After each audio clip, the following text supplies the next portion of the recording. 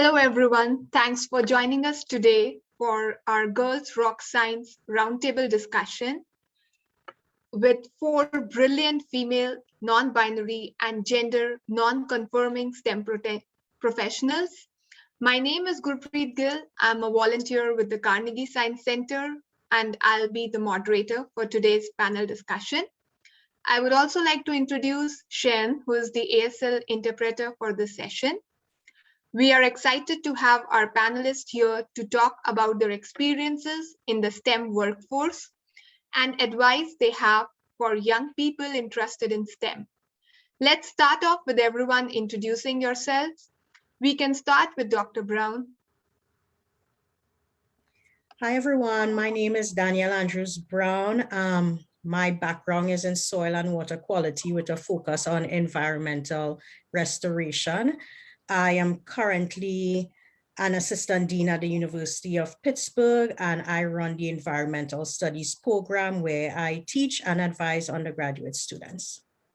And I'm happy to be here. Thank you, Dr. Brown. Next, I would request Carla for the introduction. Hi, everyone. I'm Carla Rosenfeld. I actually also have a background in soil science. Danielle and I went to graduate school together at Penn State. And I'm an environmental chemist, and I'm an assistant curator at the Carnegie Museum of Natural History, where I do research in the minerals collection and as well as in reclamation of mining sites. Thanks. Great to be here. Thank you, Carla. Next, I would request Styger for the introduction.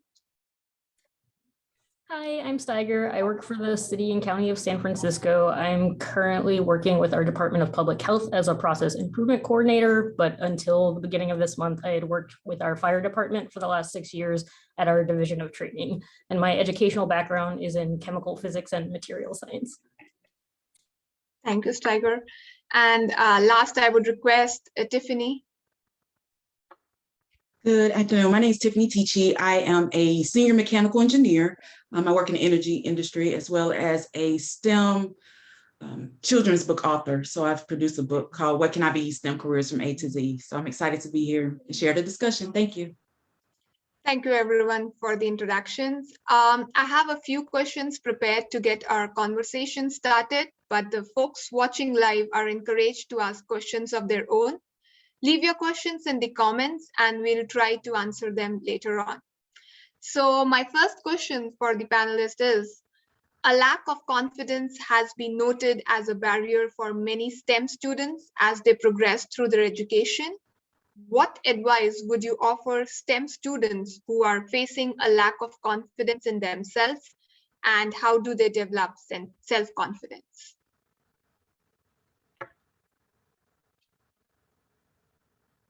So you can just unmute and.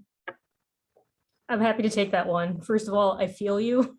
I live with that. I know it's like trite, but like fake it till you make it has helped me a lot. But another thing I would really push for is like, if you're like passionate about studying anything, like there are absolutely people who share that passion. And if you find them that can like, you can like feed off each other's energy and excitement about that to just get into, or even just learning people, like meeting people who have like similar interests as yours and sharing knowledge with one another and collaborating can really just make you kind of like forget about yourself and just like get excited again about what you're interested in.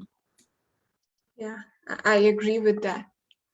I would just add to what Styger said, and you know, for me, it had a lot to do with mentorship. So finding someone you can look up to and having that network really helped me. I still sometimes suffer with some self-confidence issues. So it's a work in progress, but finding like-minded people and people who will support you throughout your STEM career has proven invaluable for me.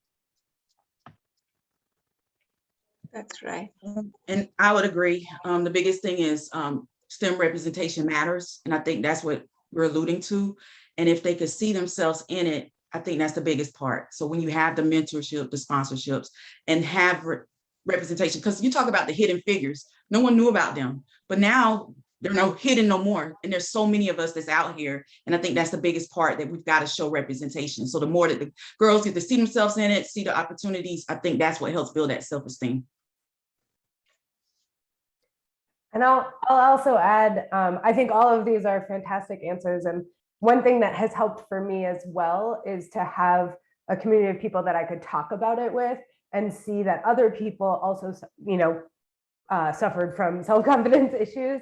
And learning that all these people that I think are brilliant and so accomplished in all these different ways may also struggle with some of these things. And so it's helpful just to talk about it and to have a community that I think you can start to see where you shine and where they shine. And that has helped me a lot as well. That's right. I agree with it. Okay, so we can move on to our next question. I would like you to tell us about a challenge you faced early in your STEM career or education and how you overcame it.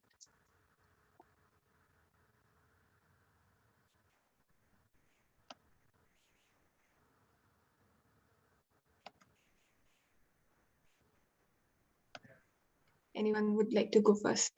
Yeah, Tiffany. All right, I'll go.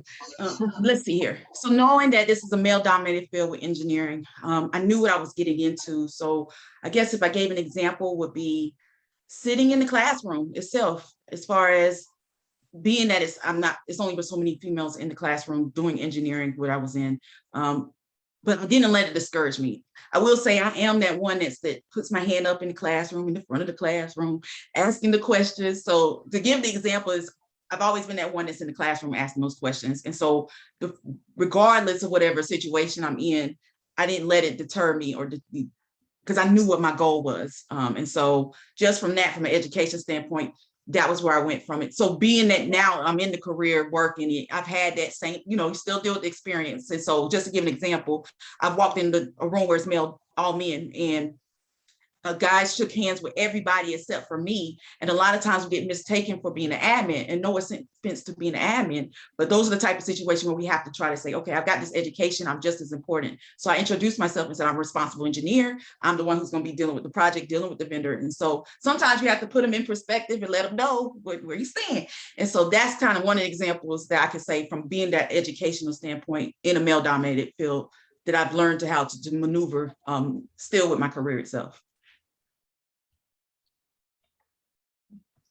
So I can go next. I think, like Tiffany, I was always usually the only female in my classroom, sometimes the only person, mostly always the only person of color, and definitely the only international person in the classes. And so it was a very difficult space to maneuver. And one of the challenges I found, because I'm also quite introverted, is that when I would speak, it almost was like no one was hearing me. And I would have male colleagues say the exact thing, and it was accepted with overwhelming praise. And I'm like, I just said that.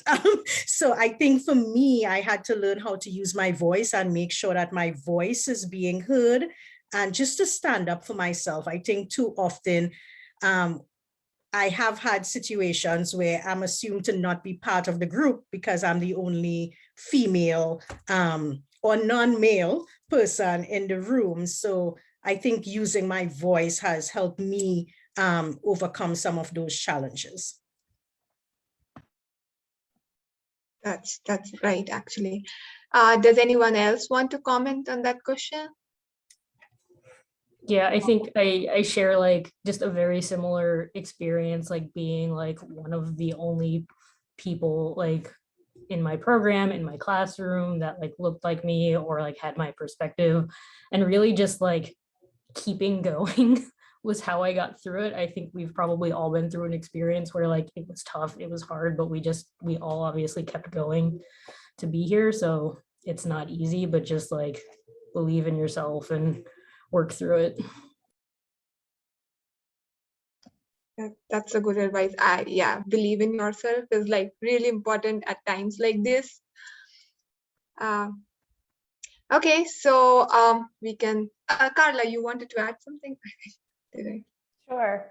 I guess I was gonna say one thing that I didn't always see when I was young was where science might lead me. Particularly, I was not ever interested in medicine or being sort of a medical doctor.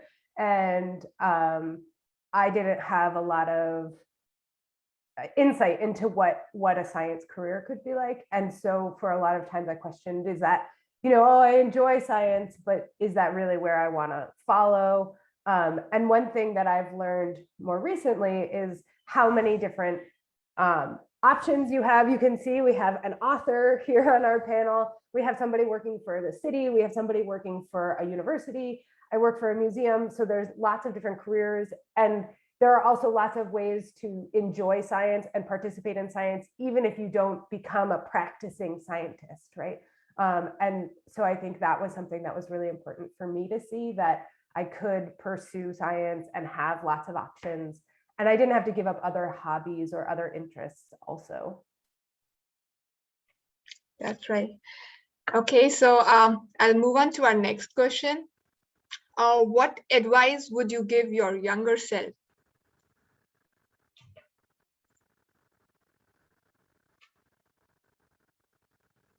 Dr. Brown, do you want to start off? I'm not sure. I'm trying to think about, what I was thinking when I was younger. I would say I was fortunate to have really supportive parents. And I also grew up in a country where female, person of color, and how it intersects with science was never an issue for me growing up. So I'm not too sure I would speak to myself that much younger, but maybe when I came to the US, where I started to struggle with a lot of things. And I think my advice to myself would be really simple. I would just tell myself that it will all work out in the end. It would be okay, right? All the stress, all the strain, all the tears, it would be okay. And you will get to where you're going. Just be patient and do the work. Yeah, I agree with that. Anyone else want to go ahead and try to answer? Okay, then I can have another interesting question that I'm actually looking forward to. So, which is one of the coolest, most fun STEM projects you have ever gotten to work on?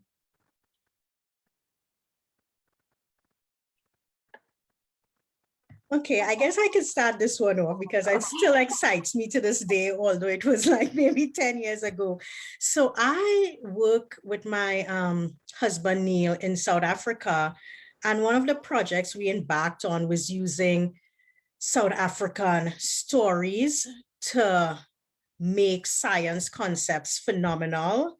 And it was just such an amazing experience where we would be driving through rural spaces in South Africa, and the kids from the primary school, elementary school would be yelling at us from the roadside with the concepts that we had been teaching them. And I think it's just, so it was nothing formal. It was just a very informal space where we were using storytelling to get kids interested in science. And I think that's just like one of the biggest highlights of my entire career, to be honest.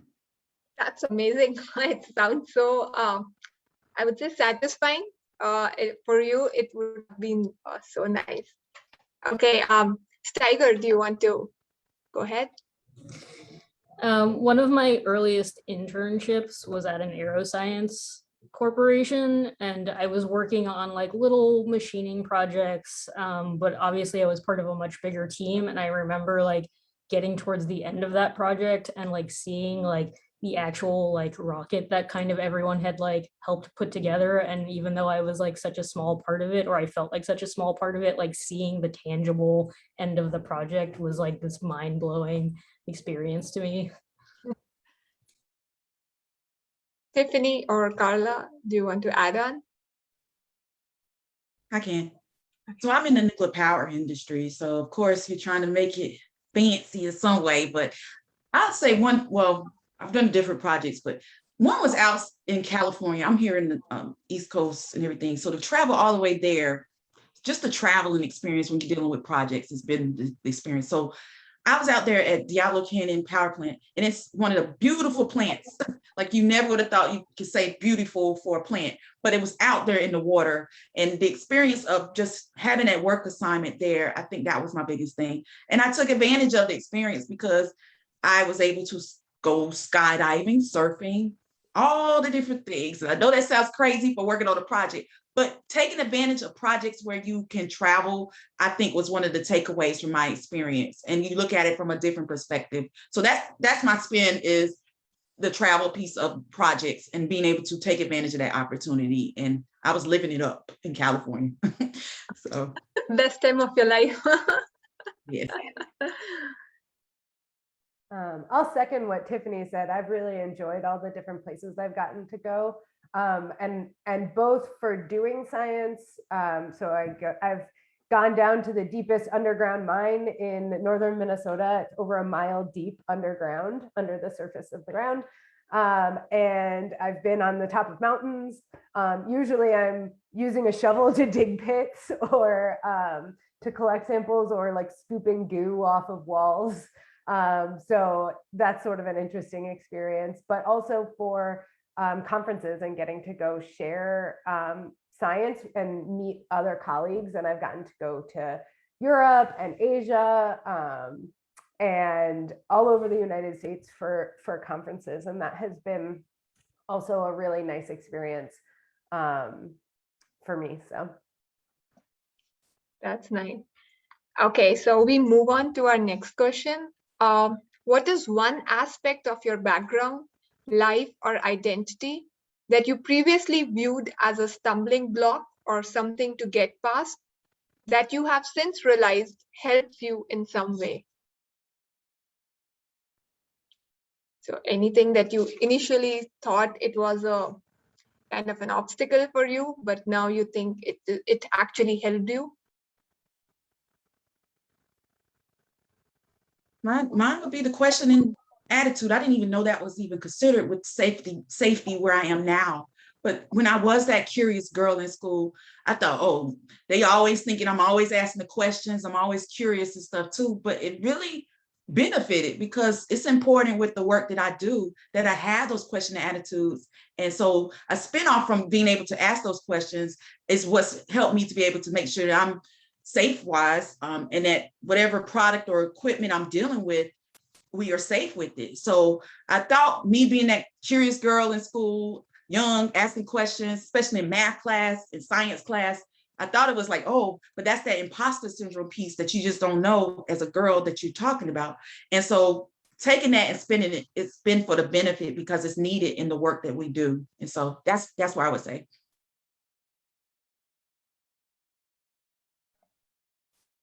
I think I would say one of the things I was always concerned about is my down-to-earth nature. Like, I am not super formal, if I can say that. And I was concerned that that sort of personality would allow for me not to seem professional, etc. But I've found that because my career path has taken me to spaces where I interact mostly with non-scientists, that personality trait has allowed for the people I engage with to trust me, and to trust when I say things, and to trust to engage with me, and to trust that I will bring no harm to them.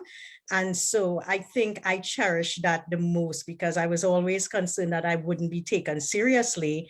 And now I've found myself in a space where that's what allows for me to be taken seriously.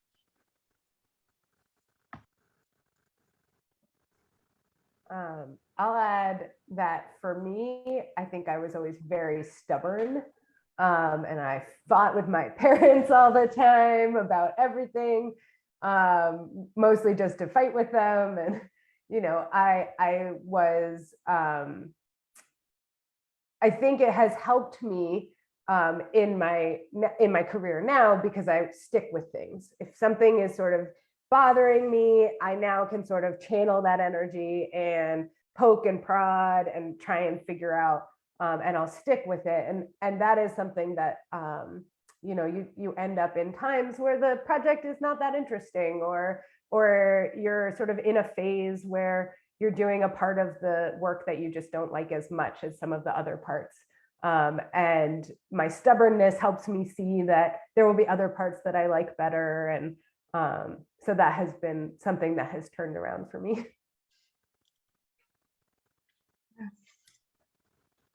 I would say I think I've always struggled a little bit with expressing myself verbally, especially like in crowds or big groups, big classrooms. But like the more I've like worked through things, like I realize that my intention and like my subject matter still comes across somehow in the conversations I have. And especially like I've learned to focus on like small group conversations and one-on-one conversations that like what was previously a stumbling block for me helped me like figure out the situations in which I work best and collaborate the best. Okay, so we can move on to the next question. What's something you thought was important or that someone told you was important early in your STEM career that you have realized it's not important to you? Anything they said that was important, but now you have realized it's not important to you, at least. I could take that one because I was talking about it just this morning, and I would say publications. When I started in the STEM field and got into academia, it was like, you have to write papers, you have to write papers, you have to write papers. And I just don't like writing papers. I enjoy doing the research and analyzing the data and understanding the story, but I don't like writing it. And where I am in my career today, having publications does not matter, does not help me progress in life. It's just an add-on. So I think I've found a perfect space for me, given the things that I actually don't like doing and the things I like doing. So publications would be that for me. It's important, but not important for me. I totally agree with you. I would say the idea that you have to do anything career-wise or education-wise on a specific timeline, I feel like especially in academia, it feels like you should go from high school to college to graduate school to like a postdoc to whatever. And like I've met so many people and I've personally like gained a lot of experience in my life by like not taking a direct path to things, by like working on side projects or working in other industries. I worked at a public college for a while and seeing like students who were in their teens and students who were in like their 60s in the same class, like really kind of dispelled the idea that like you have to be a specific age to do anything. And honestly, like a lot of those folks who come back to school or to an industry like later in life, they know what they're about and they kind of know what their skills and their strengths are, and they like are ready to commit to the things that they're passionate about at that time more than they might be if they were just kind of like on this educational treadmill.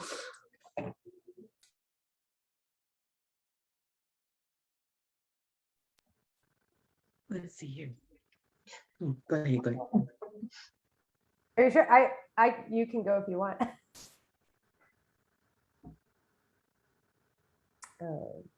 Carla, you can go ahead. Oh, okay. I would say there's a thought that you have to get all the best grades in school in order and that if you're not getting the best grades, you're not the smartest person in the room, and then you're not going to, get into science or something like that. And the reality is there's so many different ways to get experience.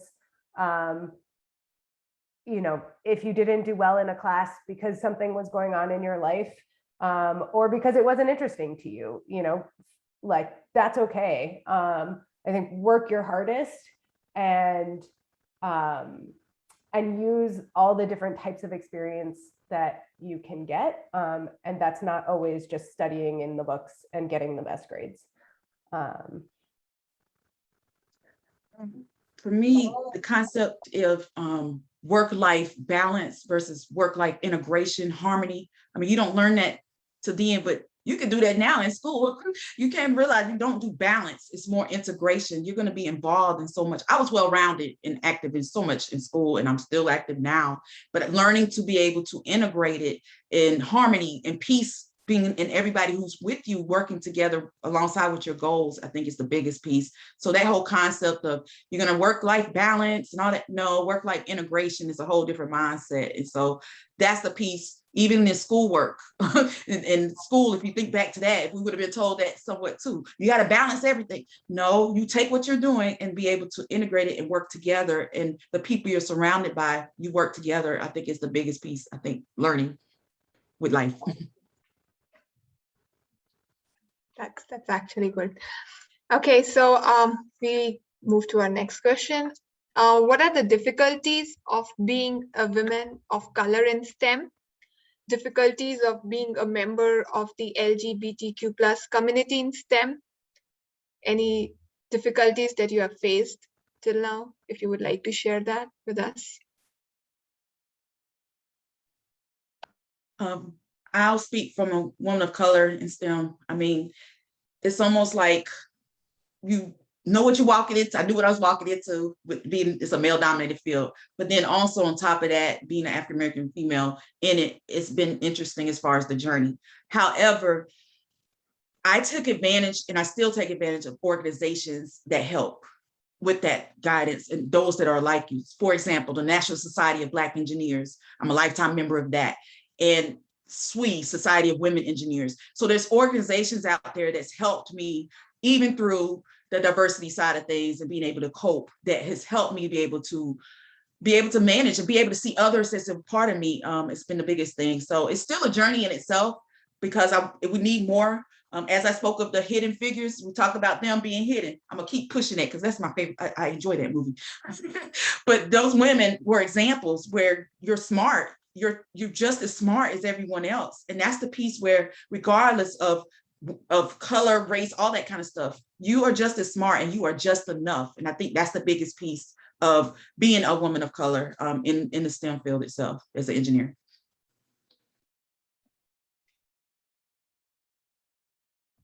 Or anyone else? I would say I can speak also from being a person of color in STEM. The earth sciences still suffer from really poor representation. It is horrendous numbers. And so for me, the biggest challenge has been that feeling of isolation, like it's just always me alone in a room full of people who look nothing like me.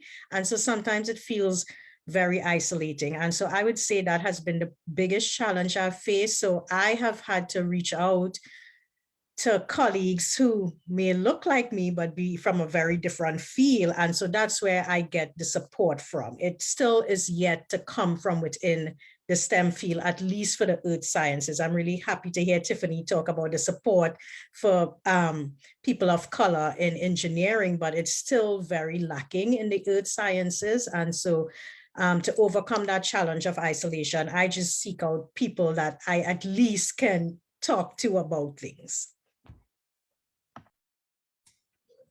I was going to add like almost exactly the same thing. Like it can feel very isolating, especially from like coming from an LGBTQ perspective. Like it feels like there are aspects of yourselves that you have to like keep locked down and not share. It might be seen as unprofessional in some places, and really finding those like affinity groups, like maybe you're the only person like of your demographic or of your group, like where you're working or where you're studying, but reaching out to those affinity groups either like online or like in professional societies that like share those experiences with you can like make everything feel like a lot less lonely, and like you're not totally alone in that situation, because you're absolutely not. There are so many other people going through the same experience with you who like share those same struggles and those same joys, and it's just great to connect with them, even if they're not like right where you can see them.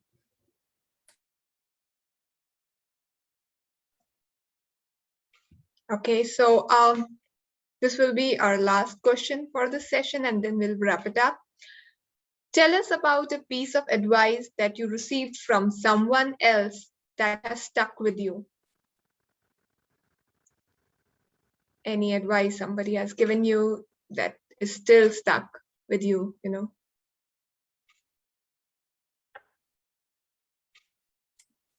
I don't know that I received like a specific piece of like advice that was worded in a way that stuck with me, but I absolutely remember all the people who have supported me, like going back to like junior high, the people who helped get me into like after school programs, who helped get me into internships, who mentored me in undergraduate, who like mentor me at work and are like invested in my success.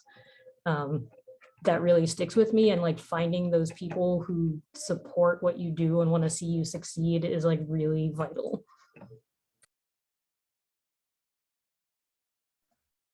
I would say when I was younger, I come from a mixed race family, and my grandmom would always say, love who you are, because there weren't a lot of kids like my sisters and I that came from mixed race families back then.